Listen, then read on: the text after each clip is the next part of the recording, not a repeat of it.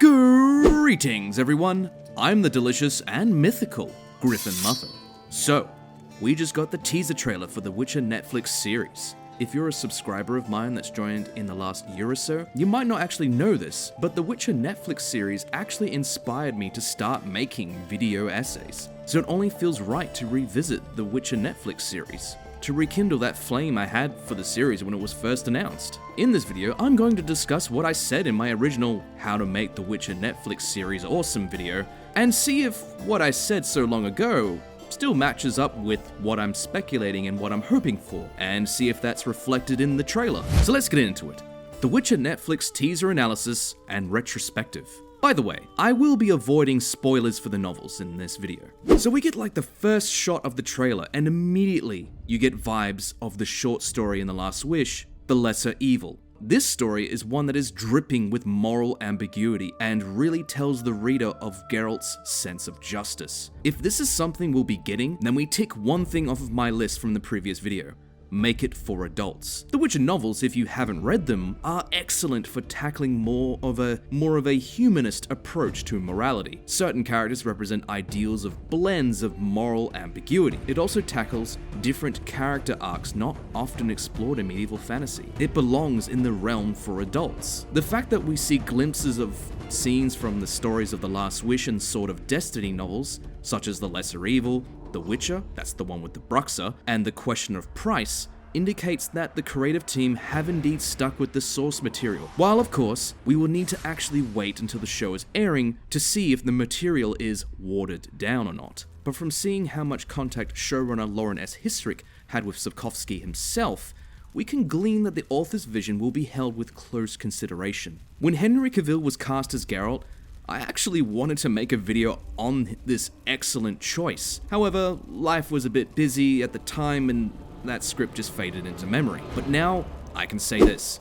Seeing Cavill embody Geralt with that stoic, brooding air gives me confidence he's gonna bring this character to life. And from the teaser trailer, we can see that his look is a lot better than in that horrible costume test thing that they did where his hair made it look like it was a wig bought from a $2 store. Thank Melatelli for that. The expressions he gives in certain scenes gives me chills. It was unfortunate we didn't get more lines from him in the trailer. We may receive more trailers in the coming months though, with more lines from Geralt. I'm still really curious to see how much influence from Slavic mythology we'll actually see. I already get the feeling from the trailer that the game's also captured a dark fantasy world that feels somber and grounded. We also know that there are many places around the world where they filmed, including Central Europe, which, if my geography is correct, includes places like Croatia, Poland, and Hungary. Sapkowski can sometimes be seen as a grumpy old man, even before his big brain moment of trying to renegotiate his royalties deal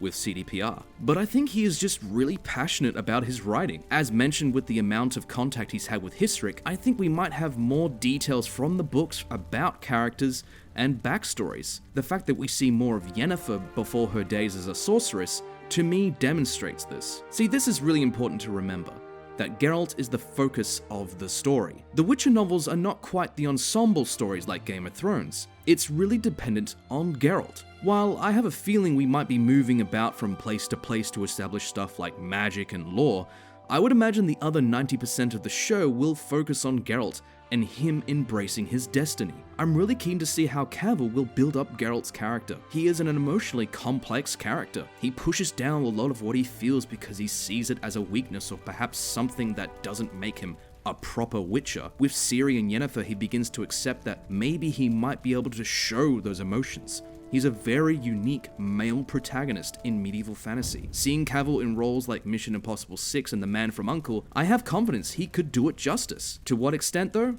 We just have to wait and see for that. From here, the relevant points from my previous video end. Now, let's just talk about the teaser itself. The quote about chaos and magic really reminds me of the quote by Yennefer when she discusses magic with Ciri in Blood of Elves, if I remember correctly. But from the few scenes I could recognize that look like ones from the books, I don't think we'll be seeing past Blood of Elves. In terms of the overall Witcher story, we'll be getting to the end of Sword of Destiny, and then maybe Season 2 is when we'll start all the Blood of Elves stuff. That is my prediction. However, I am willing to be proven wrong. From the visuals of the trailer, it is going to be curious to see how the magic system works in this series. I'm one that really appreciates a good magic system, like the one from The Name of the Wind by Patrick Rothfuss. To see that system on screen is something that I'll be keeping a close eye on. At the end of the day though, if the spells and sorcery is just hand-waving and bright lights, I won't be too upset. The armor and weapons so far, even from just the press release images, seem legit. I do see some overlap between the sort of armor and outfits we've seen in the Witcher games, however. That could just be representative of the fact that both teams looked at real-world inspiration for the costume design. From the trailer, I don't